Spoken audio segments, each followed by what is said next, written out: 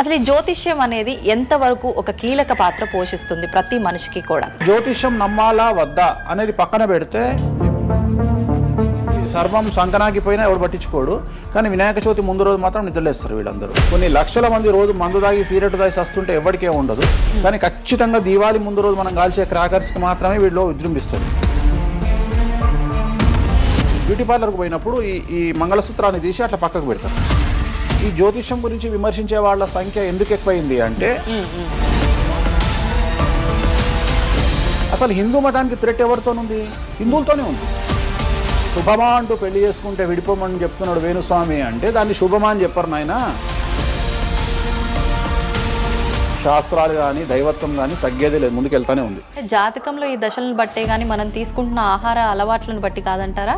ఏం తినని వాళ్లకు కూడా క్యాన్సర్స్ వస్తాయి. అంతెందుకు, కరోనాలో మంచి మంచోళ్ళు చచ్చిపోయారు, తాగుబోతులు ఎవరు తావాలా? అవును అవును. దేవుడు అనేవాడు నీ జాతకాన్ని రాసిండు, నీ తలరాత రాయలే. ఈ మధ్య కాలంలో దశమహావిద్యల అమ్మవార్ల గురించి చాలా ఎక్కువగా వింటున్నాం. ఎవరు అసలు ఈ దశమహావిద్యలు, ఎందుకు ఆరాధించొద్దు అందరూ? సో దశమహావిద్యలు అనేవి ఇవాళ కొత్తవి కావు.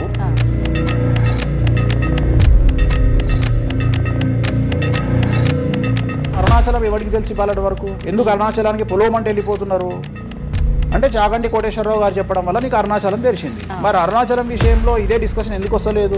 దశమహావిద్యలో నాన్ వెజ్ పెడతారు అనగానే ఇక నాన్ వెజ్ ప్రపంచంలో ఎవరు తిననట్టు, అసలు అదేదో తప్పైనట్టు, ఇక లిక్కర్ ఎవరు తాగలేనట్టు. రాముడు క్షత్రియుడు, మాంసం తినలేదా? సురాపానం అంటున్నావు. దేవతలే సురాపానం తీసుకున్నారు, అది మద్యమే. మరి అది దానికి ఏంటమ్మా?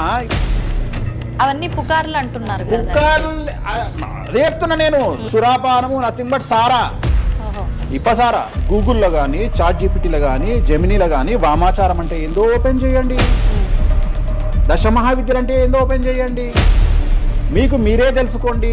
ఈ సమాజంలో తెలుగు రాష్ట్రాల్లో ఉన్న దొంగలెవరో దొరలెవరో మీరే గుర్తుపట్టండి. ఎవరు అబద్ధాలు చెప్తున్నారు అనే విషయాన్ని తెలుసుకోండి. వేణుస్వామి దొంగ అయితే వేణుస్వామి దగ్గరికి రాకండి. నన్ను 20 నిమిషాలు ఆడుకుందామనే ప్రయత్నం చేసిన నీకు ఇప్పుడు చిన్న ఫినిషింగ్ టచ్ ఇస్తాను. అసలు నువ్వు జనవరి 1కి ముందు నా దగ్గర ఇంటర్వ్యూకి ఎందుకు వచ్చావు? నేను దానికి ఆన్సర్ చెప్తా. కాదు అదే ప్రయత్నం వేణుస్వామి చేసిండు కామాఖ్య విషయం. అమ్మా ఇట్లొచ్చారా? నమస్కారం, వెల్కమ్ టు ఐ డ్రీమ్. ధర్మ మార్గం విత్ విజిత కార్యక్రమానికి స్వాగతం.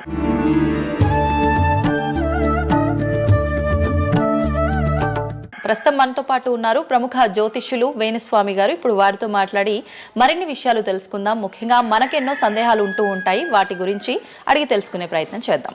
నమస్కారం అండి. నమస్తే తల్లి. ఓం నమో వెంకటేశాయ. వెంకటాద్రి సంస్థానం బ్రహ్మాండే నాసికించిన వెంకటేశ సమోదేవో నా భూతో నా భవిష్యతి. గురుగారు, చాలా వరకు ప్రస్తుత రోజుల్లో జ్యోతిష్యాన్ని ఎక్కువగా నమ్ముతున్నారేమో అనిపిస్తూ ఉంటుంది. సేమ్ టైం మళ్ళీ జ్యోతిష్యం మూఢనమ్మకము అని చెప్పి కొట్టిపారేసే వాళ్ళు కూడా ఎక్కువైపోయారేమో అనిపిస్తుంది. అసలు ఈ జ్యోతిష్యం అనేది ఎంతవరకు ఒక కీలక పాత్ర పోషిస్తుంది ప్రతి మనిషికి కూడా? సో జ్యోతిషం అనేది నువ్వు చెప్పినట్టుగా ప్రతి మనిషికి ఒక ఫేసు 2 ఫేసులు ఉంటాయి. కానీ కొంతమందికి చాలా ఫేసెస్ ఉంటాయి. ఉదాహరణ వేణుస్వామికి 2 ఫేసులు ఉండొచ్చు. అంటే సామాజికంగా ఒకటి, ప్రైవేట్గా ఒకటి. కానీ సమాజంలో ప్రస్తుతము తెలుగు రాష్ట్రాల్లో ఒక మనిషికి 5 ముఖాలు ఉన్నాయి. అంటే తెలుగు రాష్ట్రాలు ఎందుకు చెప్తున్నానంటే, భారతదేశాన్ని మొత్తం కంపేర్ చేసినప్పుడు భారతదేశానికి సంబంధించినటువంటి రాజకీయాలు వేరు, తెలుగు రాష్ట్రాల రాజకీయాలు వేరు. భారతదేశం సోషల్ మీడియా వేరు, తెలుగు రాష్ట్రాల సోషల్ మీడియా వేరు. భారతదేశం న్యూస్ ఛానల్స్ వేరు, తెలుగు రాష్ట్రాల న్యూస్ ఛానల్స్ వేరు.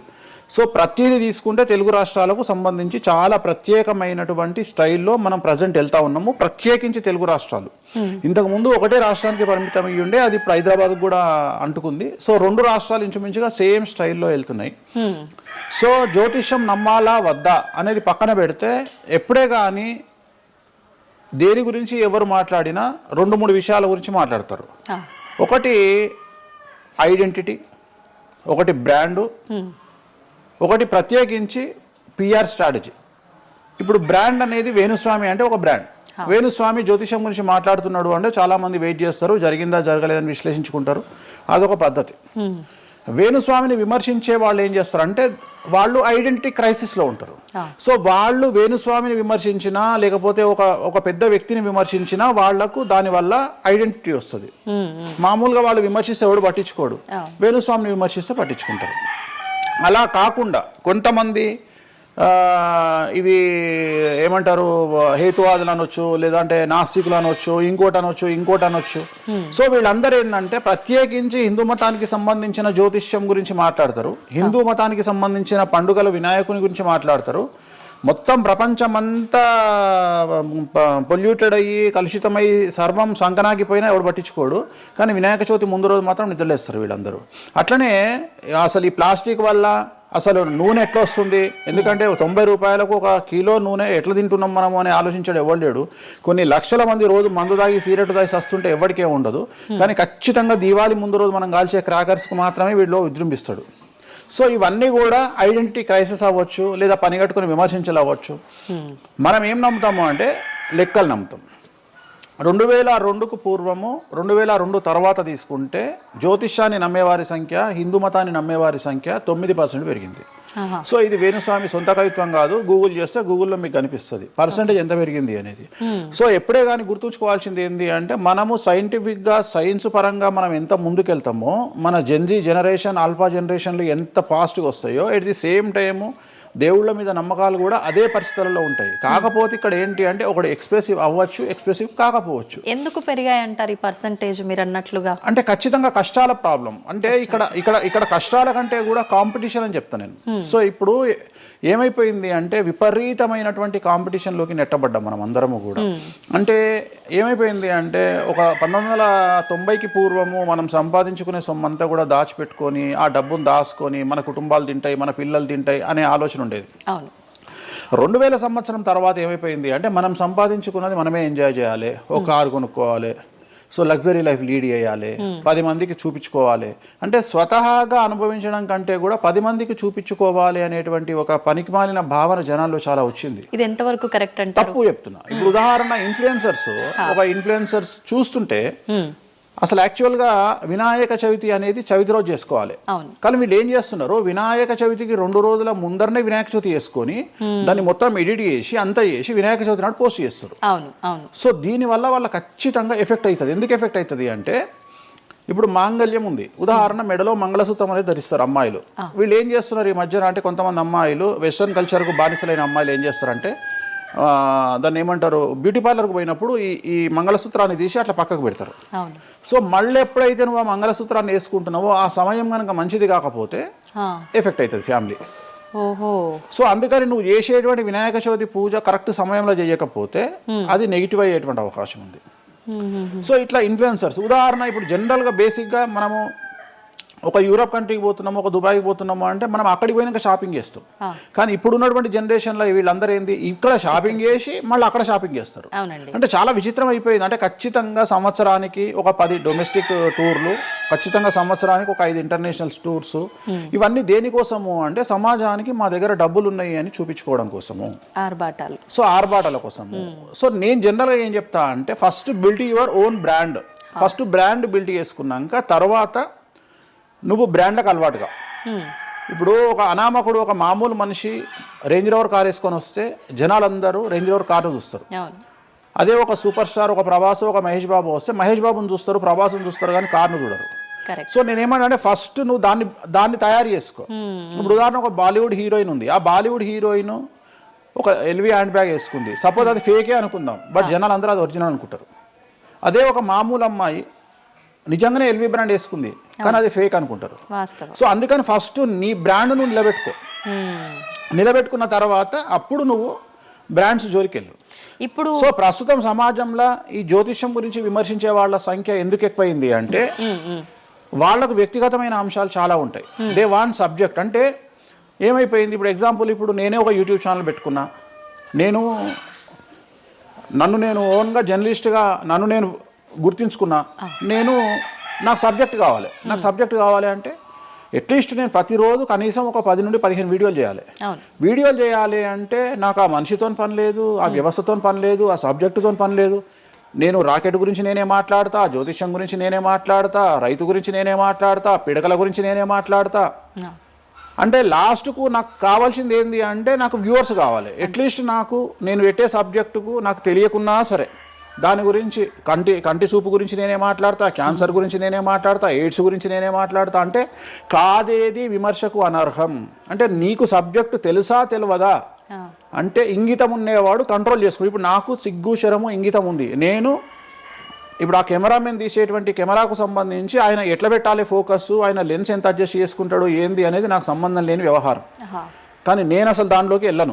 కానీ అదే విశ్లేషకుల పేరుతో ఉండేటువంటి యూట్యూబ్ ఛానల్స్ అవ్వచ్చు, ఇంకొకళ్ళు అవ్వచ్చు, వాళ్ళు ఏం చేస్తారు, దాన్ని కూడా వాళ్ళే జస్టిఫికేషన్ చేస్తారు. అంటే దాన్ని కూడా నువ్వు కెమెరా ఎట్లా పెట్టాలనో కెమెరామెన్కి వీళ్ళు నేర్పిస్తారు, వీళ్ళే డిస్కషన్. ఎందుకు అంటే వాళ్ళకి ఏదో ఒక 10,000 వ్యూవర్షిప్ పోతే ఇట్లా ఓవరాల్గా తీసుకుంటే నెలకి ఇంత వెళ్తుంది పైసలు. సో దీని మీద బ్రతికే వాళ్ళు, సో వాళ్ళు ఏం చేస్తారు, వాళ్ళు విమర్శలు చేస్తారు. సో అట్లనే హేతువాదుల ముసుగులో ఉండేవాళ్ళు విమర్శలు చేస్తారు. అన్నిటికంటే ప్రాబ్లం ఏమైపోయింది అంటే పొద్దున్న లేస్తే హిందూ మతం బాగుండాలి అంటే అసలు హిందూ మతానికి థ్రెట్ ఎవరితోనుంది? హిందువులతోనే ఉంది, ముస్లిమ్స్తో లేదు, క్రిస్టియన్స్తో లేదు. ఎందుకంటే వేరే వాళ్ళు మన జోలికి రావట్లా. ఎంతసేపు కప్పల భాగవతం లాగా మన జీవితంలో ఎలుకల భాగవతం లాగా ఒక ఎలుక ఇంకో ఎలుకని కిందికి గుంజుతుంది, ఒక కప్ప ఇంకో కప్పని కిందికి లాగుతుంది. అట్లనే హిందువులలో వేణుస్వామి ఆస్ట్రాలజికల్ ప్రిడిక్షన్స్ లో మంచిగా ఉన్నాడు. అంటే వేణుస్వామి చెప్పింది ఏదైనా జరిగినప్పుడు వేయడానికి ఎవరికి మనసు రాదు, కానీ వేణుస్వామిని విమర్శించడానికి పొలవమంటే అందరూ వచ్చేస్తారు. అంటే మరి నేను హిందువునే కదా, నన్ను కిందికి లాగేవాడు హిందువే కదా, మరి ఇక్కడ హిందూ మతం ఏమవుతుంది? ఇప్పుడు సమాజంలో నేను అబ్జర్వ్ చేస్తున్నా, గత కొన్ని రోజుల నుండి, ఒక 6 నెలల నుండి, సంవత్సరం నుండి Telugu media in the sense నేను లోకల్ సోషల్ మీడియాలో హిందూ మతాల పేరు మీద కొత్త వర్షన్ వచ్చింది. ఏంటి అంటే హిందూ ఆచార వ్యవహారాలను విమర్శించడము చాలా కామెడీ అయిపోయింది. ఒక ఆయన ఈ మధ్యన ఇంటర్వ్యూ చూసిన నేను, అసలు దుర్గమాల లేదంటాడు ఆయన. నేను షాక్ అయినా. నేను ఇనుంటావు నువ్వు కూడా. నాకు ఆశ్చర్యం అనిపించింది. దుర్గమాల లేదు అంటే అమ్మవారి మాల, జనరల్ గా భవానీ మాల కరెక్ట్ వర్డ్. భవానీ మాల లేనే లేదు, అసలు చరిత్రలో లేదు అంటాడు. అంటే సమాజము ఏదో విధంగా భక్తి మార్గం వైపు వెళ్తుంది అంటే నువ్వు సంతోషంగా ఫీల్ అవ్వాలి. కానీ దాన్ని కూడా విమర్శించేవాడు. ఎందుకంటారు ఇలా అంటే వీళ్ళందరూ పండితులు కాదు, వీళ్ళందరూ standing comedians or sitting comedians. ఒక ఆయన కూర్చొని మాటలు చెప్తాడు, వాళ్ళు నవ్వడం స్టార్ట్ కాగానే ఈయన మర్చిపోతాడు. ఇక ఈయనను మర్చిపోయి, అంటే ఆడవాళ్ళు నవ్వుతుంటారు, మగవాళ్ళు నవ్వుతుంటే ఈయన ఆనందానికి పరవశుడు అయ్యి ఇంకా వాళ్ళు నవ్వుతున్నారు కదా అని రెచ్చిపోయి, ఇంకా గ్రహాలు లేవు, దేవుడు లేడు, ఏది ఒక బ్రాహ్మణుడు అయ్యుండి, ఒక పండితుడు అయ్యుండి టోటల్ మన సబ్జెక్టుకు వ్యతిరేకంగా మాట్లాడుతూ ఉంటాడు. అట్లనే ఆయన ఎవరో భవానీమాల లేదు అంటాడు. నేను నీకు వచ్చిన నష్టమేముంది? నువ్వు మొగోడివి అయితే భవానీమాల కాదు, ఎవరైతే కోయంబత్తూరులో ఈషా ఫౌండేషన్లో లింగభైరవ అమ్మవారు లేదని చెప్పు, అది నీ గొప్పతనం. నిజంగా లింగభైరవ అమ్మవారు లేనప్పుడు లేదని చెప్పు. ఆమె క్రియేటెడ్ గాడు, చెప్పొచ్చు కదా లేదు అని. ఎందుకంటే అక్కడ భయం ఏంటంటే ఎవరు తంతడు అని. వీళ్ళ భయం అంటే ఏంటంటే ఎక్కడైతే ఎవడు వీళ్ళకి అడ్డు రాడో అక్కడికి వస్తారు. వీళ్ళకి ఒరిజినల్ సబ్జెక్ట్ మాట్లాడే దమ్ము లేదు. సో ఇదంతా ఎంత చేసినా నేను అల్టిమేట్గా చెప్పేది ఏంటంటే, జ్యోతిష్యానికి వ్యక్తిగతంగా నా దగ్గరకు వచ్చేవాళ్ళు నాకు జనాలకు చెప్పారుగా. ఇప్పుడు నేను ఒక మాట చెప్తా, ఇప్పుడు సీక్రెట్ మెయింటైన్ చేయాలనుకుంటారు ప్రతి ఒక్కడు, ప్రైవసీ మెయింటైన్ చేయాలనుకుంటారు. మామూలుగా హాస్పిటల్కి పోతేనే ఇవాళ ప్రైవసీ మెయింటైన్ చేయాలనుకుంటున్నారు. అది అట్లీస్ట్ తలకాయనొప్పికి పోయినా వాళ్ళు దే వాంట్ ప్రైవసీ. అంటే కారు డైరెక్ట్గా B1కి వెళ్ళిపోతుంది, పైకి వెళ్ళిపోతారు, డాక్టర్ని కలుస్తారు, వస్తారు. అట్లాంటిది వేణుస్వామి దగ్గరకు వచ్చి నేను ఎందుకు చెప్పాలనుకుంటున్నా, లేదంటే నేను ప్రజలకి చెప్పాలనుకుంటున్నా అనుకోరు కదా. ఎవరో ఒకళ్ళు వేణుస్వామి దగ్గరికి వెళ్ళినప్పుడు, కొన్నిసార్లు కొన్ని వీడియోలు తీసినప్పుడు 100 మందిలో ఒక వీడియో తీసినప్పుడు ఆ వీడియో పోస్ట్ చేస్తాము, దానివల్ల నా దగ్గరకు వచ్చినట్టు తెలుస్తుంది. కానీ 99% నా దగ్గరకు వచ్చినట్టు తెలియదు. నా దగ్గరికే కాదు, జ్యోతిషం అనేది ఎక్స్ట్రీమ్గా జనాల్లోకి వెళ్తున్నది. ఎట్ ది సేమ్ టైం భక్తి అనేది జనాల్లోకి వెళ్తున్నది. దాన్ని భయం అంటమా భక్తి అంటమా పక్కన పెడితే, ఈరోజు జనాలు ముక్కోటి కానీ ఇతరత్ర పండుగలు కానీ జనవరి 1 కానీ జనాలు విపరీతంగా దేవాలయాల్లో ఉంటున్నారు. అంటే జనాలకు దేవుడి మీద కానీ శాస్త్రాల మీద కానీ వచ్చినటువంటి నమ్మకము, ఈ నమ్మకాన్ని ఎవరో ఒకళ్ళు వచ్చి టీవీలో కూర్చొని చెప్పినంత మాత్రాన పోదు. సో ఇది జనాల్లోకి విపరీతంగా వెళ్తానే ఉంటుంది.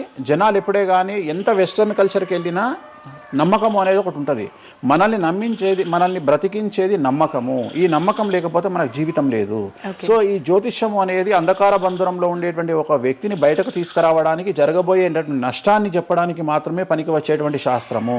అంతేగాని నువ్వు 50 ఏళ్లకు నరుకుతావు, 40 ఏళ్లకు కారు కొంటావు, ఈ సొల్లు పురాణం చెప్పాల్సిన పని లేదు.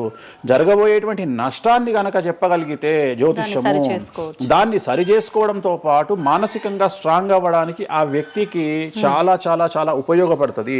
భార్యాభర్తలు తన్నుకొని చస్తారు, విడిపోతారు అని చెప్పడంలో ఉద్దేశము మీరు విడిపోండి అని కాదు. భార్యాభర్తల్లో అట్లీస్ట్ జనరేషన్ ను బట్టి ఈ రోజు భర్త అనేవాడు కాంప్రమైజ్ అయ్యి భార్య తిట్టినా పడి ఉంటాడు అని ఇక్కడ ఉద్దేశము. అంటే ఒకప్పుడు భార్యకు భర్తకు పెళ్లికి కనీసం 10 సంవత్సరాల గ్యాప్ ఉండేది. ఎందుకు అంటే భార్య అనే అమ్మాయి చిన్నపిల్లగా ఉంటే భర్త అనేవాడు ఒక కూతుర్ని చూసుకుంటాడు అనే ఉద్దేశంతో ఆ పెళ్లిళ్ళు చేసేవాళ్ళు. ఇవాళ ఏం చేస్తున్నారు, ఇద్దరికి 6 నెలలు తేడా ఉండదు. సో ఇద్దరు టెంపర్మెంట్ లో వెళ్తారు, ఇద్దరు గొడవలు పడతారు. సో ఈ కండిషన్ లో వాళ్ళిద్దరు విడిపోయేటువంటి తత్వం వైపు వెళ్తారు. కాబట్టి మొదలే మీ జాతకాలు బాగా లేవు, మీకు విడిపోయే అవకాశం ఉంది అంటే మిమ్మల్ని విడిపోమని చెప్పడం కాదు. ఇక్కడ మీరు జాగ్రత్తగా ఉండండి, కాంప్రమైజ్ కండి, ఈగోస్ పక్కన పెట్టండి, మీ పొసెసివ్నెస్ ను పక్కన పెట్టండి. సో ఆర్థికపరమైనటువంటి అంశాల్లో క్యాలిక్యులేటెడ్గా ఉండండి, తన్నుకొని చావకండి, విడిపోకండి అని మొదలే వాళ్ళని హెచ్చరించడం అనేటువంటిది దీంట్లో భాగము. కానీ ఇవాళ ఏమంటున్నారు, శుభమా అంటూ పెళ్లి చేసుకుంటే విడిపోమని చెప్తున్నాడు వేణుస్వామి అంటే దాన్ని శుభమా అని చెప్పరు నాయన. ప్రతి ఒక్కళ్ళకి అదే చెప్తున్నారు. ఆ మాతకు వస్తే మీరు పొద్దున్న లేస్తే 100 పెళ్లిలలో 80 పెళ్లిళ్ళు డివోర్స్ అవుతున్నాయి. మరి దీని మీద మీరే కదా డిబేట్ పెడతారు. సో ఇదంతా ఏంటంటే ఒక వ్యక్తిని విమర్శించాలనుకున్నప్పుడు వాళ్ళు ఏదైనా తీసుకురావచ్చు. దాన్ని రామ అంటే దాన్ని చిన్న పదాలు మారిస్తే ఆ రామ అనేది ఒక బ్యాడ్ వర్డ్ అవుతుంది. సో దాన్ని ఎట్లంటే అట్లా చేసుకొని పోవచ్చు. కానీ ప్రస్తుతం దేశ కాలమాన పరిస్థితులలో జ్యోతిష్యం కానీ శాస్త్రాలు కానీ దైవత్వం కానీ తగ్గేదే లేదు, ముందుకెళ్తానే ఉంది. ఇప్పుడు ఒక మనిషి జననం దగ్గర నుంచి చనిపోయే వరకు జాతకం అనేది కొన్ని సందర్భాల్లో మాత్రమే చూడాలి అని చెప్పి ఒకప్పటి కాలంలో చెప్పేవారట. కానీ ఇప్పుడు మాత్రం పుట్టిన దగ్గర నుంచి ఎప్పుడు ఏ చిన్న సమస్య వచ్చినా జాతకం చూపించుకోవడము, అసలు ఇది మన సాంప్రదాయంలో లేనే లేదు అంటున్నారు. ఇది ఎంతవరకు వాస్తవం?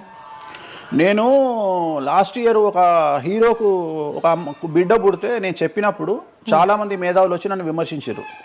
చిన్న పాపకు జాతకం చెప్తారా ఎవడన్నా అని. నీకు తెలిసే ఉంటే కృష్ణదేవరాయల ఆస్థానం కానీ ఇతర రాజులు పెద్ద రాజుల ఆస్థానంలో కానీ ఆస్థాన సిద్ధాంతి అని ఉండేవాడు. వాళ్ళు ఏం చేసేవాళ్ళు అంటే రాణికి కూతురు పుట్టిన కొడుకు పుట్టిన వాళ్ళు వచ్చి మొత్తం లైఫ్కు సంబంధించిన జాతకాన్ని రాసేవాళ్ళు. పుట్టడంతోనే ఈ అసలు పుట్టిన రోజే రాసేవాళ్ళు. వీళ్ళు ఏమైతారు, ఈయన జీవితంలో ఏమైతాడు, దొంగ అవుతాడా, మంచోడు అవుతాడా, రాజు అవుతాడా, లంగ అవుతాడా, క్రికెటర్ అవుతాడా అంటే ఆ దేశకాలం అన్న ప్రశ్న బట్టి అప్పుడు. సో దాన్ని ఇప్పుడు కన్వర్షన్ చేసుకుంటే ఇప్పుడు మేము రాసే జాతకంలో ఇప్పుడు వీడు ఇంజనీర్ అవుతాడా, డాక్టర్ అవుతాడా, ఎంటర్ప్రెన్యూర్ అవుతాడా, ఉద్యోగస్తుడు అవుతాడా. సో ఇవన్నీ అంచనా వేగ ఒక మనిషి పుట్టినప్పటి నుండి లగ్నాన్ని బేస్ చేసుకొని 1వ నెంబరు అంటే లగ్నము నుండి 12వ నెంబరు అంటే వ్యయము 1 నుండి 12 గడులను కనుక తీసుకొని రాస్తే ఆ మనిషి ఎప్పుడు పుట్టి ఏమేం చేస్తాడు, ఎప్పుడు చనిపోతాడు అనేది వెరీ క్లియర్గా మెన్షన్ చేయవచ్చు. సో ప్రతి రోజు జాతకాన్ని వేసుకోవచ్చు, ప్రతి నెల జాతకాన్ని వేసుకోవచ్చు. గోచారము గ్రహచారము అని 2 ఉంటాయి. గోచారము అంటే ప్రస్తుతం జరిగేటువంటి గ్రహాల యొక్క గమనం ఏ విధంగా ఉంది అని తెలియజేసేది గోచారము. గ్రహచారము అంటే పుట్టినప్పుడు దాన్ని బేస్ చేసుకొని రాసేది గ్రహచారము. జనరల్ గా తెలుగు రాష్ట్రాల్లో చాంద్రమానాన్ని మాత్రమే బేస్ చేసుకొని జాతకాలు రాస్తారు. కానీ వేణుస్వామి ఒక్కడే చాంద్రమానము, సౌరమానము, బార్హస్పత్యమానము అనే 3 విభాగాలను బేస్ చేసుకొని జాతకాలు రాస్తాడు. చాంద్రమానము అంటే చంద్రుడిని బేస్ చేసుకొని రోజున్నర పాటు చంద్రుడు ఒక రాశిలో ఉండేదాన్ని చాంద్రమానము అంటారు. ఇది మన దక్షిణ భారతదేశంలో వాడతాము. సౌరమానము అంటే సూర్యుడు, రవి ఒక నెలలో ఒక రాశిలో ఉంటాడు, దాన్నే మనం సౌరమానము అంటాము. అలాగే బార్హస్పత్యమానము అంటే బృహస్పతిమానము, సంవత్సరం పాటు గురువు ఒక రాశిలో ఉండేదాన్ని బార్హస్పత్యమానము అంటాము. మనము పుట్టినప్పటి నుండి కనీసము నాకు తెలిసి గత 1000 సంవత్సరాలు లేనటువంటి చరిత్ర ఈ సంవత్సరము 2026లో మనం చూడబోతా ఉన్నాము.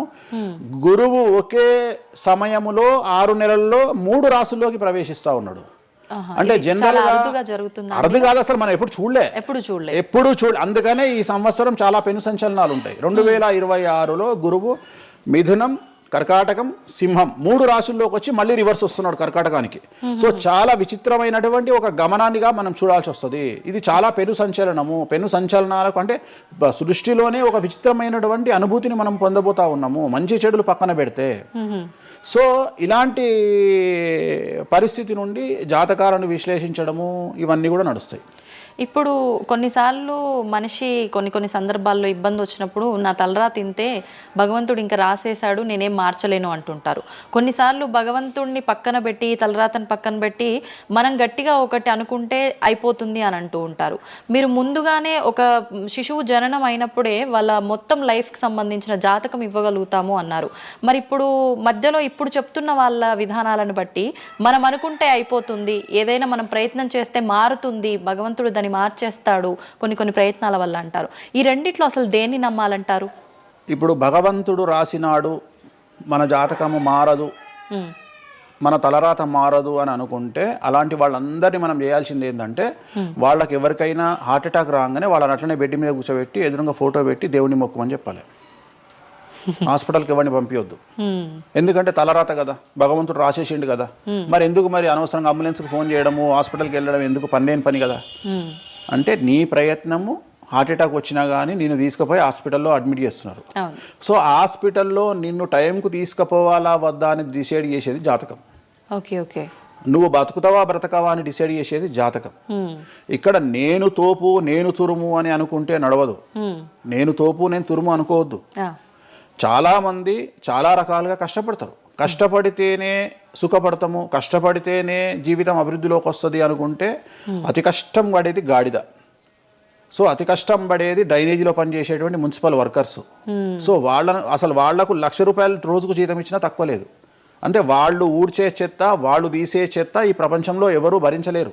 అలాంటిది వాళ్ళు చేసే కష్టం మీద కంపేర్ చేస్తే ఈ ప్రపంచంలో ఇక కష్టం చేసే మనుషులే లేరుగా. మరి అలాంటి వారికి మనం ఇచ్చే జీతం ఎంత? 40,000, 50,000. కానీ వాళ్లకు కనీసం నెలకు 40 లక్షలని ఇవ్వాలి. అంటే నువ్వు చేసే కష్టానికి కాకుండా నువ్వు తెలివితో చేసే కష్టానికే విలువ ఎక్కువ. నువ్వు తెలివితో చేసే కష్టానికే విలువ ఎక్కువ. హార్డ్ వర్క్ కాకుండా smart work exactly smart work నమ్ముకోవాలి. సో రెండవది, నేను కష్టపడితే అసలు రానే రాదు. నువ్వు కష్టపడడం కాదు, నువ్వు తెలివిగా కష్టపడు, కసిగా కష్టపడు. సో అందరికంటే భిన్నంగా ముందుకెళ్ళు. సో దీంట్లో లోకులు నీ మీద రాళ్లు వేస్తారు, దీంట్లో లోకులు నిన్ను సమాజంలో టార్గెట్ చేస్తారు. So there is no development in comfortable zone. నువ్వు కంఫర్టబుల్ జోన్ దాటిన తర్వాతనే నీ జీవితంలో నీ కష్టాలు అనేవి స్టార్ట్ అవుతాయి. ఆ కష్టాలు స్టార్ట్ అయిన తర్వాత అభివృద్ధి అనేది ఏర్పడుతుంది. సో నువ్వు ఉద్యోగానికి అలవాటైనవు అంటే జీవితంలో నువ్వు ఉద్యోగంలోనే ఉండిపోతావు. నువ్వు రిస్క్ తీసుకొని సంవత్సరం పాటు ఖాళీగా కూర్చోవడానికి ట్రై చేసి నువ్వేదో వ్యాపారం చేసుకోనో ఇంకేదో చేసుకోనో ముందుకు రావడానికి ప్రయత్నం చేస్తే అప్పుడు నువ్వు తోపవుతావు. సో ఇక్కడ నువ్వు ఎంత టార్గెట్ చేసినావు, జీవితంలో ఎంత డబ్బు సంపాదిస్తున్నావు అనే దాని మీద నువ్వు తీసుకునే రిస్క్ ఆధారపడి ఉంటుంది. నువ్వు తీసుకునే రిస్క్ను బేస్ చేసుకుని నీ లైఫ్లో డెవలప్మెంట్ అనేది ఆధారపడి ఉంటుంది. అంతేగాని నేను నార్మల్గానే ఉంటా, నాకు డబ్బులు రావాలి అంటే రావు. ఎట్ ది సేమ్ టైము నాకు జ్యోతిష్యము అనేటువంటిది ఎలాంటిది అంటే, డాక్టర్ దగ్గరికి పోయినప్పుడు బ్లైండ్గా కాలో చెయ్యో ఇరిగినప్పుడు డాక్టర్ దగ్గరికి పోయినావు, డాక్టర్ ఏమంటాడు? ఫస్ట్ ఎక్స్రే తీసుకొని రా అంటాడు. అదే జ్యోతిష్యం. ఆ ఎక్స్రే అనేదే నీ లగ్నం, ఎక్స్రే అనేదే నీ కుండలి. సో నువ్వు తీసుకున్న ఎక్స్రే, నువ్వు ఎట్లయితే డాక్టర్ దగ్గరికి పోయినప్పుడు ఎక్స్రే ఎట్లయితే పనిచేస్తుందో, నీ కష్టం వచ్చినప్పుడు నిన్ను కష్టాల నుండి బయటికి తీసుకురావడానికి జ్యోతిష్యం అనేది ఎక్స్రే లాగా ఉపయోగపడుతుంది. ఆ ఎక్స్రే అంటే నీ కుండలి చూసినప్పుడు నీకు ఈ సబ్జెక్ట్ లో ఈ ప్రాబ్లం ఎందుకు వచ్చింది, ఒక వ్యక్తికి హార్ట్ అటాక్ ఎందుకు వచ్చింది అంటే ఆయన జాతకంలో రవి కేతువు లేదా శని దృష్టి రవి మీద, లేదా కుజ రవులు 8వ ఇంట్లోనో లేకుంటే 6వ ఇంట్లోనో వ్యయంలో ఉన్నప్పుడు, అలాగే రవి కేతువులు 12వ ఇంట్లో కలిసిన్నప్పుడు, అలాగే 6వ ఇంట్లో కలిసినప్పుడు, సో ఆ సందర్భంలో ఆ గ్రహ చిత్రంలో ఆ దశా చిత్రంలో ఆ దశ వచ్చినప్పుడు, అంతర్దశ వచ్చినప్పుడు ఏలినాటి శనిలోనో, ఆ షష్టమ శనిలోనో, అష్టమ శనిలోనో ఈ హార్ట్ అటాక్ అనేది వస్తుంది. అంటే జాతకంలో ఈ దశలను బట్టే కానీ మనం తీసుకుంటున్న ఆహార అలవాట్లను బట్టి కాదంటారా? ఏం తినని వాళ్లకు కూడా క్యాన్సర్స్ వస్తాయి, గుర్తుంచుకోవాలి. ఏం తినని వాళ్ళకు కూడా క్యాన్సర్లు వస్తాయి. చాలా మందికి ప్రస్తుతం సమాజంలో నాన్ వెజ్ తిననటువంటి వాళ్లకు కొలన్ క్యాన్సర్ వచ్చినటువంటి సంఘటనలు నాకు వేలల్లో తెలుసు. సో ఏం తప్పు చేస్తున్నారని అమ్మాయిలకు బ్రెస్ట్ క్యాన్సర్ వస్తుంది? ఆన్సర్ చెప్పు. Question mark. అవునా కాదా? థైరాయిడ్తో ఏం పని చేస్తున్నాం? థైరాయిడ్ ప్రాబ్లం వచ్చింది. సరే ఉదాహరణ లంగ్స్ క్యాన్సర్ అంటే నువ్వు సిగరెట్ తాగితే వచ్చింది. కానీ నువ్వు నమ్మవో 100 మందిలో 40 మందికి లంగ్స్ క్యాన్సర్ వచ్చిన వాళ్ళకు సిగరెట్ అలవాట్లేదు. ఎందుకు వచ్చింది? ఓకే. సో చాలా మంది అంతెందుకు కరోనాలో మంచి వాళ్ళు చచ్చిపోయారు, తాగుబోతులు ఎవరు తావాలా? అవును అవును. అసలు దీని మీద కదా నువ్వు సైంటిస్ట్ రీసెర్చ్ చేయాల్సింది. ఇంతమందిని చూసినా మనం రోడ్డు మీద బిచ్చమెత్తుకునేవాడు ఎవరు చచ్చిపోలే. ఎందుకు అంటే వాడి డైజెషన్ సిస్టమ్ అంత స్ట్రాంగ్ ఉంది, వాడి ఇమ్యూనిటీ పవర్ అంత స్ట్రాంగ్ ఉంది. అట్లనే మందు తాగే వాడి ఇమ్యూనిటీ పవర్ అంత స్ట్రాంగ్ ఉంది. తాగుబోతులు ఎవరు చచ్చిపోలే కరోనాలో. సో ఇవన్నీ నువ్వు ఎలా చనిపోతావు, ఏ రోగం వస్తుంది, ఏంది అనేది జ్యోతిష్యం ప్రిడిక్ట్ చేయగలుగుతుంది. జ్యోతిష్యం అనేది నీ లైఫ్ను డిసైడ్ చేసింది కాదు, నీ లైఫ్ను ఎలా మార్చుకోవాలి అనేది జ్యోతిష్యం డిసైడ్ చేస్తుంది. దేవుడు అనేవాడు నీ జాతకాన్ని రాసిండు, నీ తలరాత రాయలే. ఇక్కడ గుర్తుంచుకోవాల్సింది ఏంటంటే నువ్వు ఏ సమయంలో పుట్టాలి అనేది డిసైడ్ చేసింది ఎవరు? దేవుడు. సో నువ్వు పుట్టినప్పుడు 9 గ్రహాల కాంబినేషన్స్ ఎక్కడున్నాయి? లగ్నంలో ఎవరున్నారు, ద్వితీయంలో ఎవరున్నారు, తృతీయంలో ఎవరున్నారు, చతుర్థంలో ఎవరున్నారు, పంచమంలో ఎవరున్నారు, షష్టమంలో ఎవరున్నారు, వ్యయంలో ఎవరున్నారు. అంటే నీకు ఏ రోగాలు రావాలి, నీకు దోస్తులు ఎట్లాంటి వాళ్ళు ఉన్నారు, నీ కుటుంబంలో నీకు బంధువులతో గొడవలు అయితేయా కావా, నువ్వు డబ్బు ఎంత సంపాదిస్తావు, ఉద్యోగం వల్ల సంపాదిస్తావా, వ్యాపారం వల్ల సంపాదిస్తావా, లేకపోతే బెట్టింగ్లకు పోయి నాశనం చేసుకుంటావా, లేకపోతే వ్యసనపరుడు పోయి నాశనం చేసుకుంటావా, సో అమ్మాయిలకు బానిస అవుతావా, అంటే ఇట్లాంటివన్నింటిని అనలైజ్ చేయగలిగినటువంటి శక్తి జ్యోతిష్యానికి ఉంది. జ్యోతిష్యము అనేది వేరు కాదు. నువ్వు ఏదైతే దేవుడు జాతకం రాసిండు, ఏదైతే తలరాత రాసిండు అంటుండో గదే గిది. అంటే పుట్టిన టైముని, ప్లేస్ని అన్నిటిని బట్టే ఈ ప్రిడిక్షన్. ఒక మనిషి పుట్టిన సమయాన్ని బేస్ చేసుకొని ఇప్పుడు నువ్వు మాట్లాడుతున్న దేవుడు రాసిన తలరాతనే జాతకం. తలరాత వేరు, జాతకం వేరు కాదు. నీ తలరాత అనేది ఈ లగ్నంలో ఉంది, ఈ కుండలిలో ఉంది. దీన్ని బేస్ చేసుకొని, దీన్ని చేతిలో పట్టుకొని నువ్వు ముందుకెళ్తే నీకు ఏ ప్రాబ్లం ఉండదు. ఒక్కసారి జ్యోతిష్కుని సంప్రదిస్తే కాదు, నువ్వు ప్రతి సంవత్సరము లేదా 2.5 సంవత్సరాలకు ఒకసారి శని మారినప్పుడల్లా నీ జాతకం మారుతుంటది. గోచారంలో మారుతుంటది, గ్రహచారంలో మారుతుంటది. నువ్వు ఎలాంటి చర్యలు తీసుకోవాలి, ఎలాంటి జాగ్రత్తలు తీసుకోవాలి, నీకు వాహన ప్రమాదాలు ఎప్పుడు వస్తాయి, ఆరోగ్యపరమైన ఇబ్బందులు ఎప్పుడు వస్తాయి, న్యాయపరమైన ఇబ్బందులు ఎప్పుడు వస్తాయి, నువ్వు ఎదిగిన తర్వాత నీకు శత్రువులు పెరుగుతారు, నువ్వు ఎంత శుద్ధపూసైనా ఎంత మంచివాడివైనా నువ్వు సమాజంలో ఎదిగి ఒక కారు కొనుక్కొని, ఒక ఇల్లు కొనుక్కొని, నీ బతుకు నువ్వు బ్రతుకుతున్నా నీ మీద జనాలు ఏడ్చి చస్తారు. నీకు శత్రువులు అనేవాళ్ళు ఏర్పడతారు. నువ్వు మంచి చేసినా శత్రువులు వస్తారు, చెడు చేసినా శత్రువులు వస్తారు. సో ఇలాంటి వాళ్ళందరి నుండి నువ్వు ఎట్లా తప్పించుకోవడానికి ఏమేం పూజలు చేసుకోవాలి, ఏమేం న్యాయపరమైన జాగ్రత్తలు తీసుకోవాలి, వీటన్నిటినీ క్రోడీకరించి చెప్పగలిగిన వాడు జ్యోతిష్కుడు. కాకపోతే జ్యోతిష్కుడికి దేశ కాల మాన పరిస్థితులను బేస్ చేసుకొని జాతకం చెప్పగలగడం రావాలి. ఎందుకంటే జ్యోతిష్యంలో ఉదాహరణ రవి, కుజ, కేతువు కలిసి ఉన్నప్పుడు సుఖవ్యాధి వస్తుంది. సో సుఖవ్యాధి అని మాత్రమే జ్యోతిష్యం చెప్పింది మాకు. అంతేగాని నీకు సిఫిలిస్, గనేరియా, ఎయిడ్స్, HIV అని చెప్పి రాయలే మాకు అక్కడ రాసింది. ఏం రాసిండు? నీకు సుఖవ్యాధి వస్తుంది. కాకపోతే దేశకాలమాన పరిస్థితులను బట్టి ఏ వ్యాధులు వస్తున్నాయో దాన్ని అంచనా వేయగలిగిన శక్తి జ్యోతిష్కుడికి ఉండాలి. ఇప్పుడు కూడా నువ్వు ఇంజనీరింగ్ చేస్తున్నావు అంటే ఇంజనీరింగ్ ఇంకో 2 ఏళ్ళు అయితే పోతుంది. సో కొత్త ఏదో వస్తుంది, స్టడీస్ వస్తాయి. సో మనం మారుతూ ఉండాలి, మనం అప్డేట్ అవుతా ఉండాలి. ఎట్లయితే టెక్నాలజీ కోసము, ఎట్లయితే కెమెరా విషయంలో, ఎట్లయితే మైక్ల విషయంలో అప్డేట్ అవుతున్నామో మేము కూడా జ్యోతిష్యం విషయంలో అప్డేట్ కావాలి. కానీ మమ్మల్ని అప్డేట్ అవ్వడానికి ఎవరు మాకు భుజం తట్టేవాళ్ళు కానీ, వెన్ను తట్టేవాళ్ళు కానీ, మమ్మల్ని ఎంకరేజ్ చేసేవాడు కానీ ఉండడు. ఎంతసేపు మా మీద దాడి చేద్దామని చూసేవాడే ఉంటాడు. మేము ఏదైనా విశ్లేషించి కొత్తది చెప్పుదాము అనేటువంటి ప్రయోగం చేయంగానే ఆటోమేటిక్గా రాకెట్ ఫెయిల్ అయితేనేమో సింపతి చూపిస్తారు, మేము చెప్పింది ఫెయిల్ కాగానే దాడి చేస్తారు. సెఫాలజిస్టుల పేరుతోని ప్రతి సంవత్సరము కనీసం ఒక 20-30 మంది ఫెయిల్ అయితేనే ఉంటారు ఎన్నికలలో. వాళ్ళ జోలికి ఎవడు పోడు. కానీ మేము ఎవడన్నా పుసుక్కున ఎక్కడన్నా ఎన్నికలు గెలువయ్యి అని చెప్పగానే మా మీద దాడి చేసే వాళ్ళు ఎక్కువ ఉంటారు. సో మాకు కూడా ఎంకరేజ్మెంట్ చేస్తే మేము సైన్స్ను ఎప్పుడో పండబెట్టగలిగిన శక్తి మాకు ఉన్నది, జ్యోతిష్కులకు లేక కాదు. కాకపోతే మమ్మల్ని ఎవడు వెన్నుదడతాడు, మా గురించి ఎవడు మాట్లాడతాడు, మా గురించి మెచ్చుకునేది పర్సనల్గా వ్యక్తిగతమైనటువంటి టర్మినాలజీలో మాతో మాట్లాడే వాళ్ళు మెచ్చుకుంటారు తప్ప సమాజం మమ్మల్ని చూసే దృష్టి వేరు.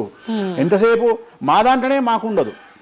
మా దాంట్లో యాచకా శత్రువు అంటే బిచ్చపోరు శత్రువు అని మా దాంట్లో మాకే తన్నులాట.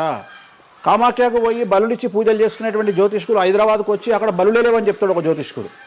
సో ఇట్లా ఎందుకు చెప్తున్నారు అంటే వాళ్ళ కర్మ మనం ఏం చేయలేము. సో ఓవరాల్గా జ్యోతిష్యం అనేది ఏదైనా చరిత్ర సృష్టించగలుగుతుంది. జ్యోతిష్యము అంటే మనిషి యొక్క తలరాతనే జ్యోతిష్యం. ఇప్పుడు మీరు చెప్పిన దాన్ని బట్టి అంతా మనం పుట్టిన టైము ప్లేస్ని బట్టే డిసైడ్ అవుతుంది ఈ ప్రెడిక్షన్ అంతా.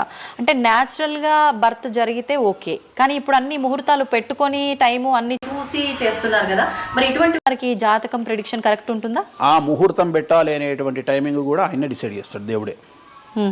ప్రతిదీ మనం తోపులం అనుకుంటాం, నేను ఓన్గా ఆలోచిస్తున్నా అనుకుంటాడు. ఓకే, అది ఆల్రెడీ డిసైడెడే. నీ మనసులో ఆ భావం రావడానికి, నీ మనసులో ఆ ముహూర్తం పెట్టించుకోవాలి అని అనుకోవడానికి కర్త కర్మక్రియనే భగవంతుడు. మరి ఇది పెళ్లిళ్ళ విషయంలో ఎందుకు వర్తించదు? పెట్టుడు ముహూర్తాల్లో పెళ్లిళ్ళు వద్దు, అదంతా సఖ్యతతో ఉండరు భార్యాభర్తలు అంటారు కదా. అసలు ముహూర్తం మంచిదైతే ఎందుకు విడిపోతున్నారు అని ఇప్పుడు కొంతమంది మేధావులు అడుగుతారు. ఫస్ట్ నేను చెప్పే పాయింట్ ఏంటంటే, నీ జాతకాలే కలవకపోతే నువ్వు ఎంత మంచి ముహూర్తంలో చేసుకుంటే ఉంది. నీ జాతకాలు బాగుంటే, మీ జాతకాలు కలిస్తే నువ్వు అష్టమి నాడు పెళ్లి చేసుకున్నా, అమావాస్య నాడు పెళ్లి చేసుకున్నా ఏమీ కాదు. రైట్. సో నేను మాట్లాడే విషయం ఏంటంటే, నీ అబ్బాయి అమ్మాయి జాతకాలు బాగా కుదిరినప్పుడు వాళ్ళ లైఫ్ ఎక్కడో ఉంటుంది. చాలామంది there is calculated love, calculated relation. అమ్మాయి ఏమనుకుంటుంది, నేను నెలకు 1,50,000 సంపాదిస్తున్నా, నాకు ఖచ్చితంగా 2 లక్షలు సంపాదించే అబ్బాయి కావాలి అనుకుంటుంది. కానీ నన్ను జీవితంలో బాగా చూసుకునే అబ్బాయి కావాలి, నేను కాంప్రమైజ్ అవుతా, నీకు 1,00,000 వస్తుందా, నేను 1,50,000 సంపాదిస్తా, ఇద్దరం కలిసి 2.5 లక్షలతో బతుకుతాము అని ఏ అమ్మాయి అనుకోదు. సో ప్రతి ఒక్కడి క్యాలిక్యులేషన్ ఇదే. అలాగే అబ్బాయి ఏమనుకుంటాడు, నాకు 2 లక్షలు వస్తుంది కానీ నాకు చాలా అందమైన అమ్మాయి కావాలి అనుకుంటాడు. సో ఇక్కడ ఉన్న డిమాండ్కు తగ్గట్టు సప్లై లేదా. సో అప్పుడు ప్రాబ్లం ఏమవుతుంది, ఫైటింగ్. అప్పుడు ఏమవుతుంది అంటే కాంప్రమైజ్ అనేది స్టార్ట్ అవుతుంది. అంటే జ్యోతిష్యుడు జాతకాలు బాగాలేవు అని చెప్పినా ఇనే పరిస్థితులలో వీళ్ళు ఉండరు. రెండవది, జ్యోతిష్కులు కూడా ఏం చేస్తారంటే సాధ్యమైనంత వరకు ముక్కుసూటిగా ఆన్సర్ చెప్పకుండా, కుజదోషం ఉంది, 7వ ఇంట్లో కుజుడున్నాడు, 7వ ఇంట్లో శని కుజులు కలిసి ఉన్నారు, సో చాలా ప్రాబ్లం అవుతుంది. లేదా 7వ ఇంట్లో చంద్రుడు కుజుడు కలిసి ఉన్నారు, సో పిల్లవాడి తల్లి వల్ల సమస్యలు వస్తాయి, లేదా పిల్ల తల్లి వల్ల సమస్యలు వస్తాయి అని వీడు డైరెక్ట్గా అమ్మాయికో అబ్బాయికో చెప్పడు. లేదు మీ ఇద్దరికి సంతాన యోగం లేదు అని చెప్పడు. ఉదాహరణ 9:5 అయింది, ఇద్దరిది అమ్మాయిది అబ్బాయిది, సంతాన యోగం ఉండదు, షష్టాష్టకాలు అయినాయి. వీడు ఏమంటాడు, షష్టాష్టకాలలో శుభ షష్టాష్టకాలు అంటాడు. అంటే విషయంలో మంచి విషయం ఉంటుందా? ఉండదు కదా. శుభ షష్టాష్టకాలు ఎక్కడి నుండి వచ్చినాయి? నువ్వు చెప్పేదే విషం అంటున్నావు, విషం అనుకుంటూ మంచి విషయం అంటున్నావు మళ్ళా. సో మంచి విషయం ఎక్కడ నుండి ఉంటుంది? ఉండదు. విషయం వేసుకుంటే చస్తాడు. అట్లనే షష్టాష్టకాలు అంటే ప్రాబ్లం స్టార్ట్ అవుతుంది. అట్లనే 9:5 ఏకనాడి, వర్ణదోషము, యోని దోషము, ఇట్లా చాలా రకాల దోషాలు ఉంటాయి. సో ఈ దోషాలను ఏం చేస్తారంటే, ఈ దోషాలను ఎదుటి వ్యక్తికి నిజాయితీగా చెప్పడం మానేసి సాధ్యమైనంత వరకు వీళ్ళు పెళ్లి చేసుకోవాలి అనే ఇంటెన్షనల్ గా పాజిటివ్ వేలో వెళ్తాడు. రెండవది ఏంటంటే, ఆల్రెడీ వీళ్ళు ఏం చేస్తారు, మేమిద్దరం ఫిక్స్ అయినాము, మేము పెళ్లి చేసుకుంటాము అని డిసైడ్ చేసుకొని వస్తారు అక్కడికి. అప్పుడు వాడు ఇవన్నీ చెప్పి వాళ్ళ మనసును విరగొడతాడా? విరగొట్టాడు. జనరల్గా ప్రపంచంలో ఏ అమ్మాయి తండ్రి కానీ ఏ అబ్బాయి తండ్రి కానీ తన బిడ్డనో తన కూతురో తన అల్లుడో నాశనం కావాలి అని కోరుకోరు. కానీ చెప్పగలిగినటువంటి పరిస్థితుల్లో ఎవరు ఉండాలి? జ్యోతిష్కుడు ఉండాలి. సో అది నేను చేస్తున్న ప్రస్తుతం కలియుగంలో. వేరే వాళ్ళు ఎవరు చేయట్లేదు ఆ విధంగా. ఎందుకంటే రేపొద్దున కలిసి ఉండకపోతే 2 కుటుంబాలు బాధపడతాయి, సమాజంలో చెడ్డ పేరు వస్తుంది, వీళ్ళ లైఫ్ స్పాయిల్ అయిపోతుంది. సో అందుకని నేను చాలా జాగ్రత్తగా మొదలే డిసైడ్ చేసి, నీకు ఈ ప్రాబ్లం ఉందిరా బాబు, నువ్వు జాతకాలు నీకు కలవలేదు, వివాహం చేసుకోకు అని చెప్తా. వీళ్ళ జాతకాలు బాగా లేకున్నా తీసుకుపోయి మంచి ముహూర్తం చూసుకొని పెళ్లి చేసుకుంటే ఆ ముహూర్తం వీళ్లను సఫలీకృతులను చెయ్యదు. నీ జాతకం బాగుండాలి. అట్లనే నువ్వు ఏ టైంలో పుట్టాలనో డిసైడ్ చేసుకున్నా అని నువ్వు అనుకొని సిజేరియన్ పెట్టుకుంటావు. కానీ ఆ టైంలో నువ్వు నక్షత్రమే చూస్తావేమో కానీ 6వ ఇంట్లో ఉండే గ్రహాలు 12వ ఇంట్లో గ్రహాలు డిసైడ్ చేయగలిగింది భగవంతుడు. ఆ టైంలో ఒకవేళ వ్యయస్థానంలో గ్రహాలున్నా 6వ స్థానంలో గ్రహాలున్నా జాతకం అంతా కింద మీద అవుతుంది.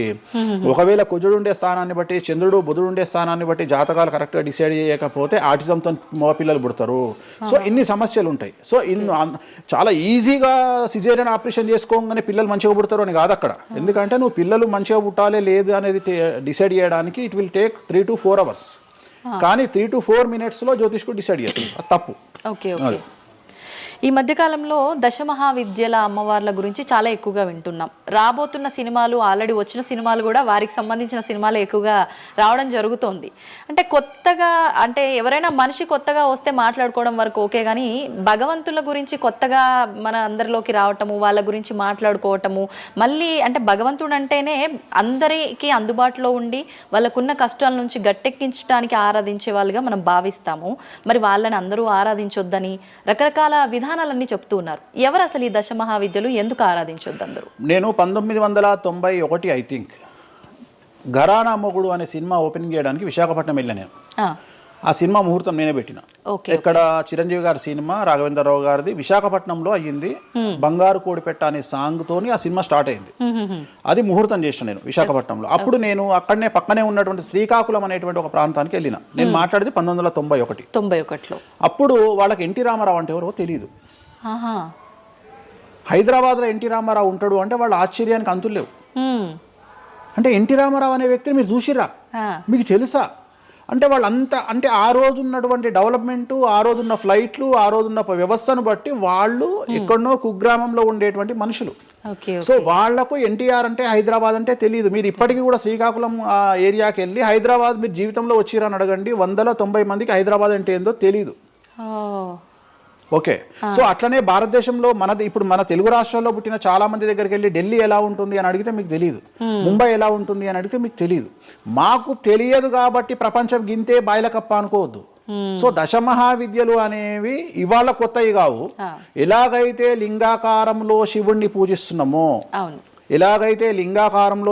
పూజిస్తున్నామో, శివుడి భార్య అయినటువంటి సతీదేవిని అదే యోని రూపంలో పూజిస్తున్నాము. అయిపోయింది, చెరిసగం మంచుకురు ప్రపంచాన్ని. నీకు ఇవాళ తెలిసింది వేణుస్వామి చెప్తే. వేణుస్వామి ఎంక్వైరీ చేయడం అలవాటు, వేణుస్వామికి ఎక్స్ప్లోర్ చేయడం అలవాటు కాబట్టి తిరిగి వచ్చి నీకు ఇవాళ చెప్తే నీకు అర్థమైంది.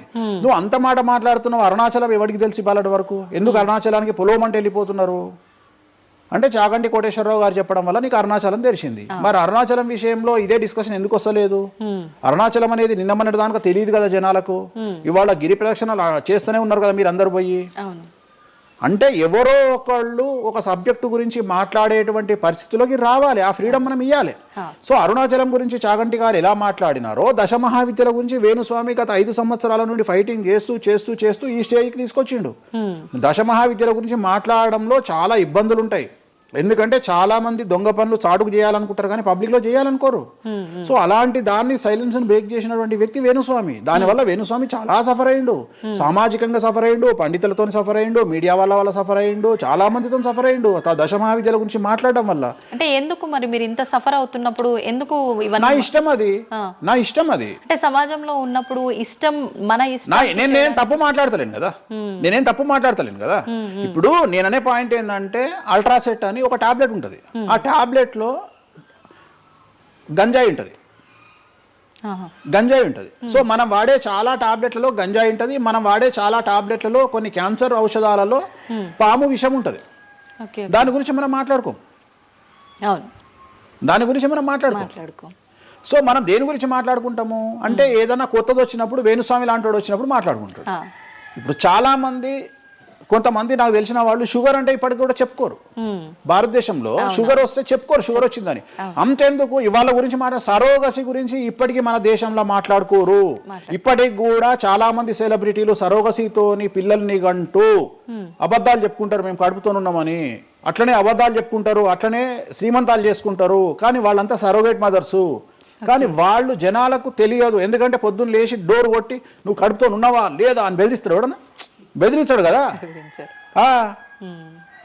నువ్వు ఒక నిజమైన ప్రెగ్నెంట్ను పిలిచి అమ్మ 9 నెలలకు నీ బాడీ లాంగ్వేజ్ ఏందో అడుగు. డెలివరీ అయిన తర్వాత 40 రోజులు నీకు సుక్కలు ఎట్లా కనిపిస్తాయో అడుగు. మొన్న నాకు బాగా క్లోజ్ అయినటువంటి ఒక ఆమె 21 కొడుకు పుట్టిండండి వేణుస్వామి గారు, 21కి రండి అని పిలిచింది. 21కి పోయినా. 5వ అంతస్తులు ఉంది వాళ్ళ ఇల్లు.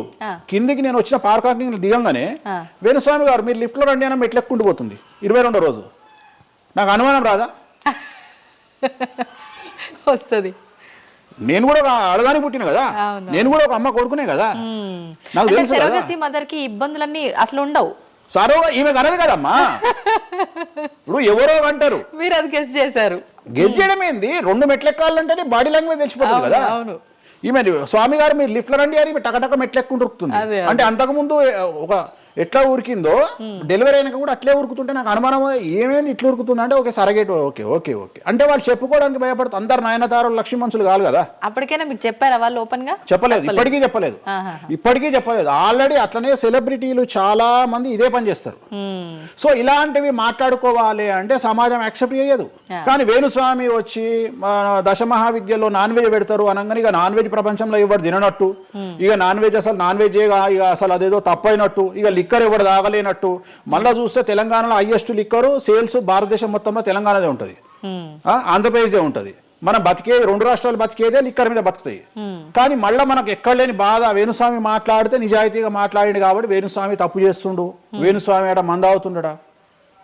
సార్ అప్పుడు కరోనా వరకు తినకూడని కమ్యూనిటీలు ఏవి కూడా, అంటే నాన్ వెజ్ ముట్టుకోని కమ్యూనిటీలు కూడా డాక్టర్ చికెన్ తినురి మటన్ తినురి అనగానే ఒక్కొక్కడు మార్కెట్లో లేనంత మటన్ చికెన్ తిన్నారు.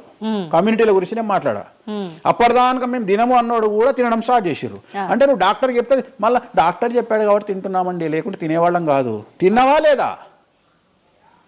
సో తప్పే ఉంది. అసలు మద్య మాంసాదులు లేని దేవతల గురించి మాట్లాడుకుందాం. ఎక్కడున్నారు దేవతలు? అసలు మద్య మాంసాదులు లేని దేవతలేరి? రాముడు క్షత్రియుడు, మాంసం తినలేదా? సురాపానం అంటున్నావు, దేవతలే సురాపానం తీసుకున్నారు. అది మద్యమే మరి అది దానికి ఏంటమ్మా? ఇప్పుడు ఎన్నో యాగాలు చేస్తారు, అవన్నీ పుకార్లు అంటున్నారు. పుకార్లు అదే చెప్తున్నా నేను నీకు. సురాపానము అని ఎక్కడ పెట్టిరు? అమృతము అని ఎక్కడ పెట్టి? సురాపానము నథింగ్ బట్ సారా, ఇప్పసారా. అంటే అప్పుడు ఇన్ని రకాల మందులు లేవు కాబట్టి, స్కాచ్లు ఓడకాలు వైండ్లు లేవు కాబట్టి అప్పుడు మనకు ఒకటే ఏంది? సురాపానం అంటే సారా అంటే ఇప్పసారా, ఇప్ప పూల నుండి తీసినటువంటి సారా. అంతే, అది కూడా అంతే. మళ్ళా రోజులు పెరుగుతున్న కొద్ది టేస్ట్ మారుతుంది.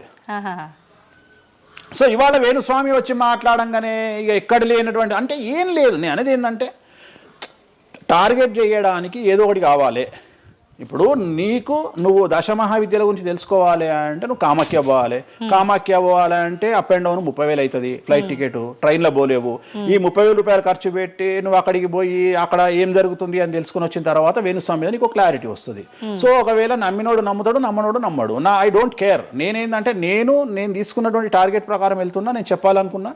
కానీ ఆల్మోస్ట్ ఆల్ తెలుగు స్టేట్స్లో 70-80% జనాలకు వామాచారం అంటే ఏందో తెలుసు, దశమహావిద్యలు అంటే ఏందో తెలుసు, దశమహావిద్యలో దేంతో పూజ చేస్తారో తెలుసు, అన్నీ తెలుసు. ఇంకొకటి ఏమైపోయిందంటే మీడియాలో నా గురించి రావడం వల్ల వేణుస్వామి వామాచారంలో స్పెషలిస్టు అనే విషయాన్ని నేను పబ్లిసిటీ చేసుకోకుండానే జనాల్లోకి వెళ్ళిపోయింది. సో ఎవరైతే వామాచారంతో పూజలు చేయాలనుకుంటారో ఆటోమేటిక్గా వాళ్ళే నా దగ్గరకు వస్తున్నారు.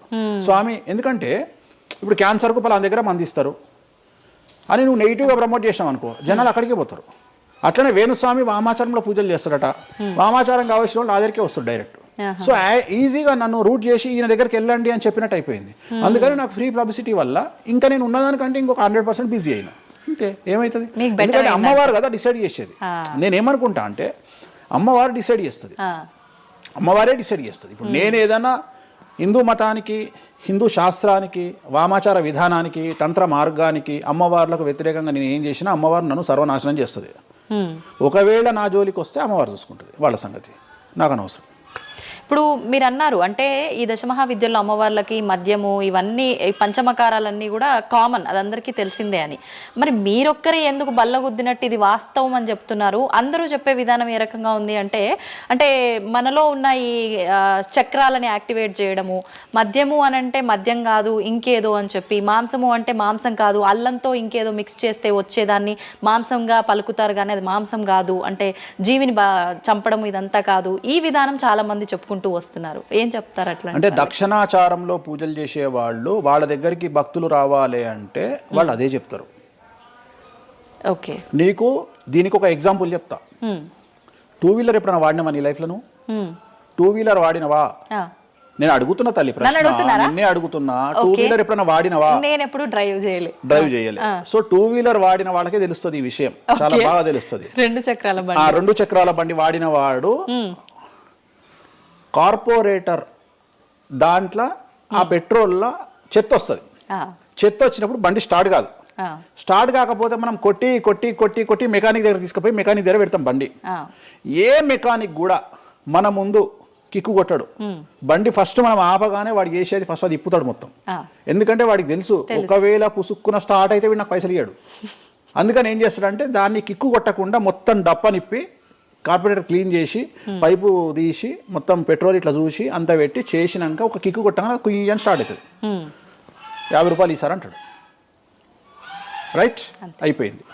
రెండవది, నువ్వు ఆంజనేయ స్వామి గుళ్ళో పనిచేసే పంతుల దగ్గరికి పో, జ్యోతిష్యం చెప్పించుకో. దోష నివారణ నీకు ఏం చెప్తాడంటే హనుమంతుడికి సింధూరము అంటాడు. అవును. నవగ్రహ గుడిల పంతుల దగ్గరికి పో, గ్రహాల పూజలు చెప్తారు. నవగ్రహాలకు అభిషేకము అంటాడు, తైలాభిషేకము అంటాడు. అంటే నువ్వు ఎవరి దగ్గరికి పోతే వాడి దగ్గర లేని దాన్ని వాడు అడ్వైజ్ చేయడు.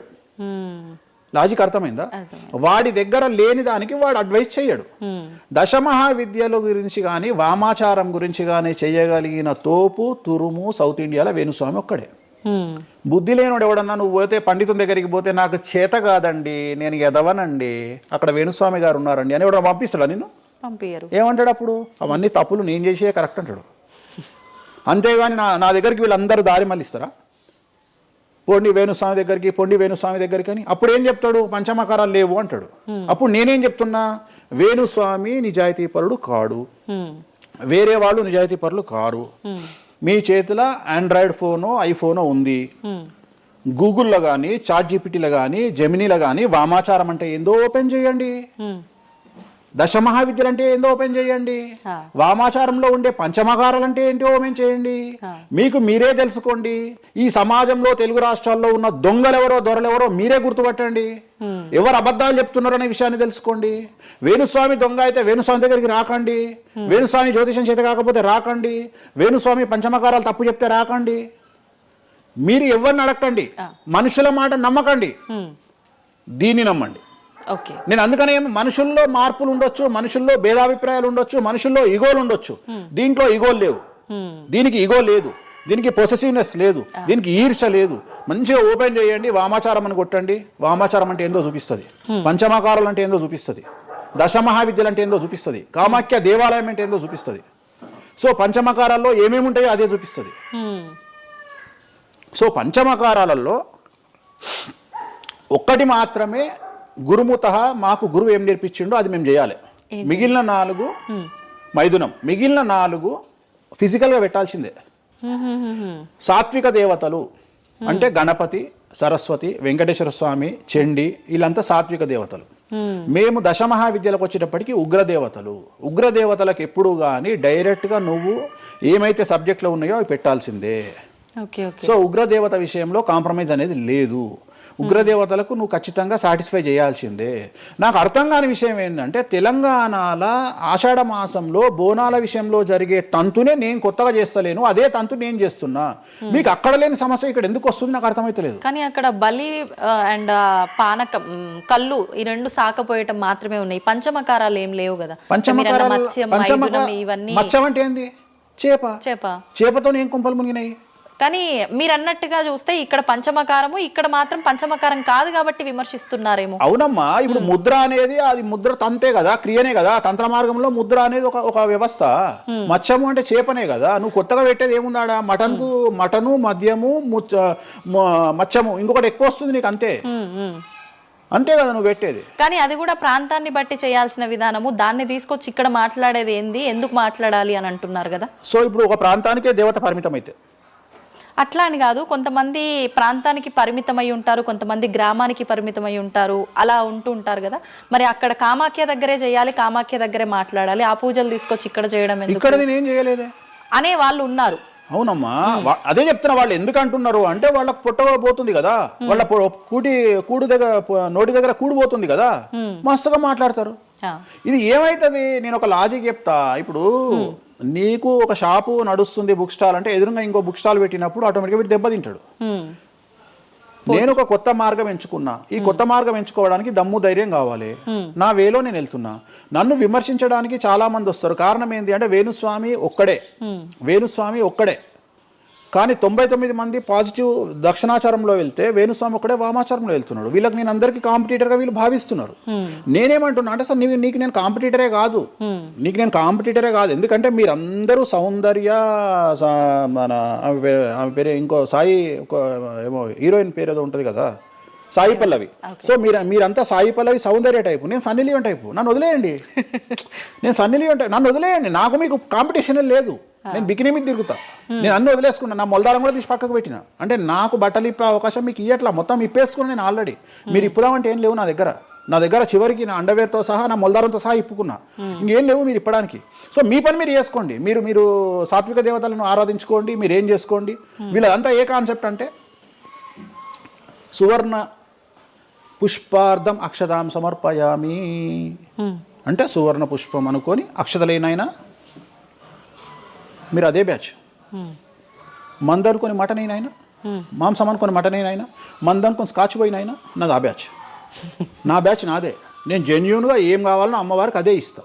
చాలామంది శాస్త్రంలో వారాహి అమ్మవారికి ఎరుపు రంగు అన్నము నైవేద్యంగా పెట్టమని చెప్పారు.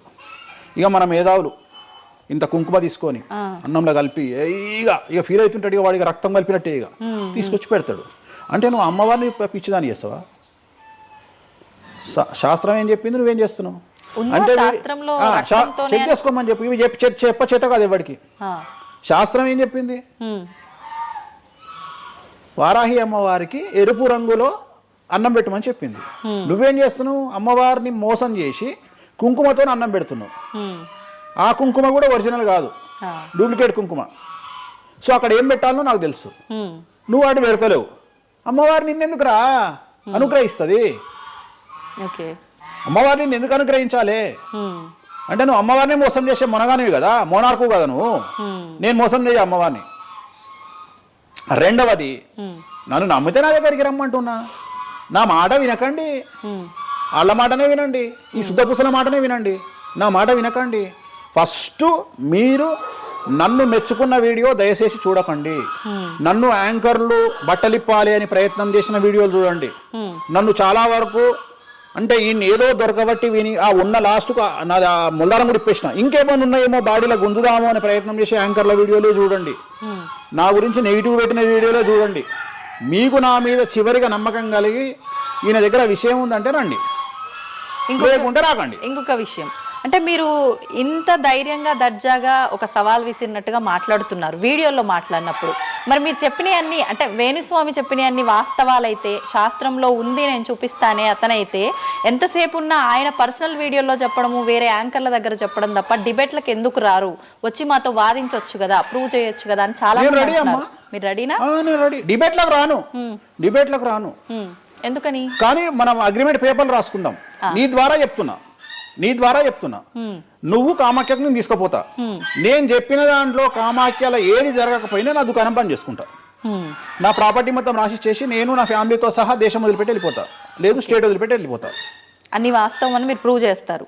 అక్కడ పోనీ అక్కడికి నేను ప్రూవ్ చేసిన అవసరం లేదమ్మా.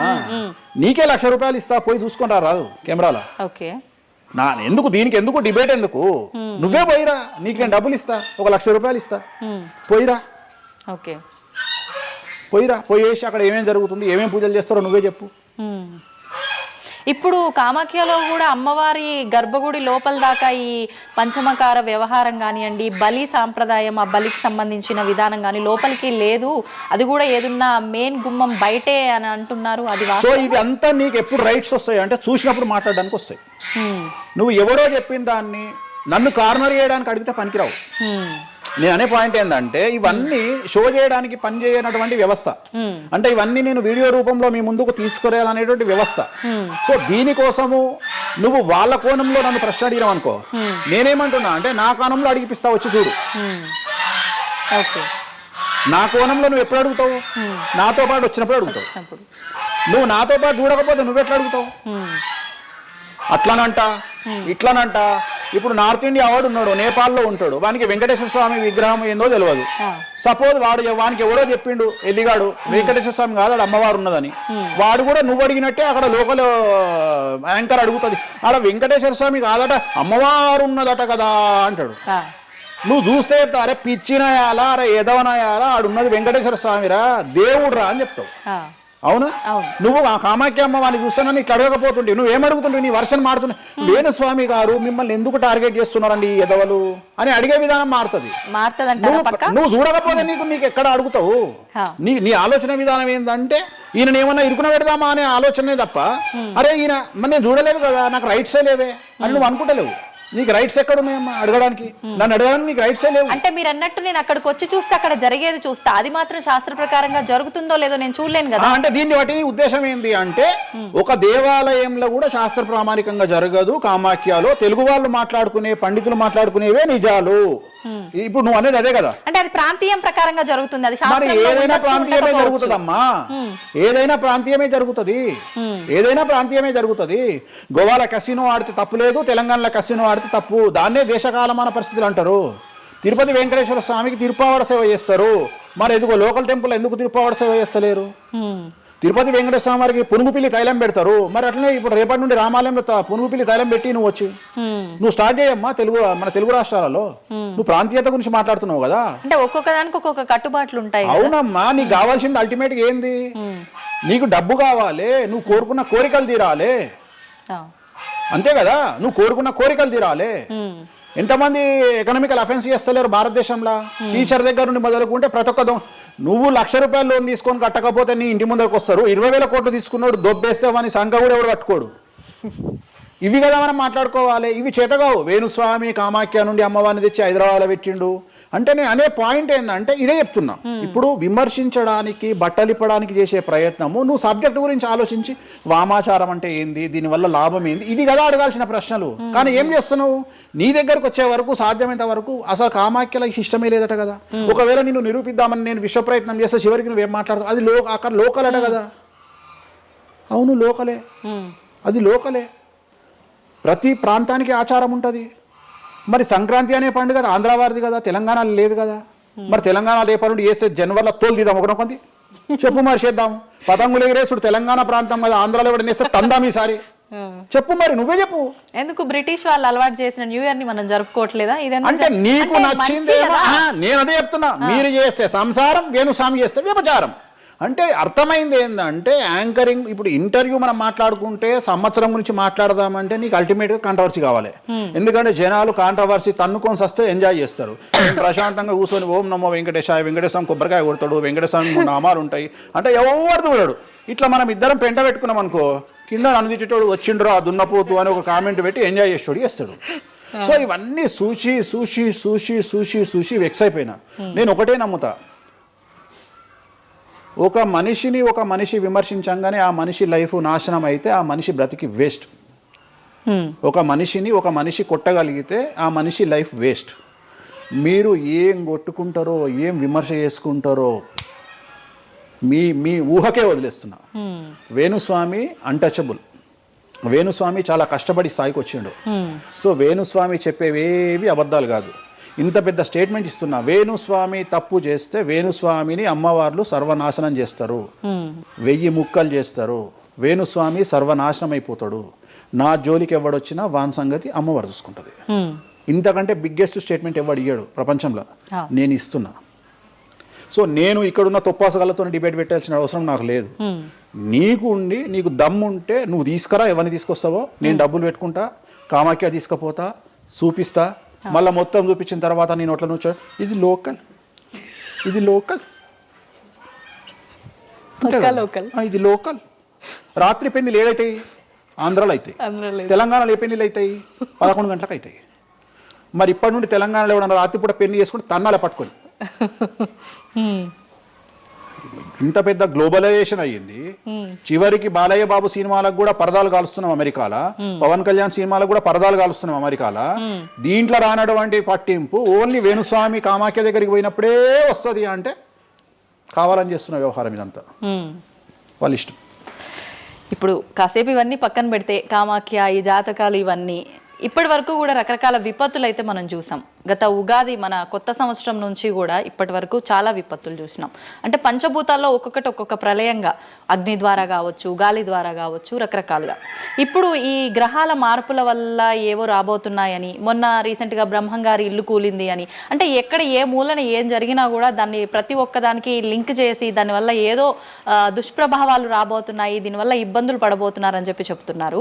మరి ఈ 2026 మనమైతే ఉగాది నుంచి చూసుకుంటాం, కానీ ఆంగ్ల నూతన సంవత్సరం రాబోతోంది. దీని ద్వారా మనకు ఉగాది వరకు ఈ మధ్య కాలంలో ఎలా ఉండబోతోంది, గ్రహాలు రాశుల పరంగా చూసుకుంటే, పంచభూతాల పరంగా చూసుకుంటే, తర్వాత మనకి సంవత్సరం మారిన తర్వాత ఎలా ఉండబోతోంది. 20 నిమిషాలు ఆడుకుందామనే ప్రయత్నం చేసిన నీకు ఇప్పుడు చిన్న ఫినిషింగ్ టచ్ ఇస్తా.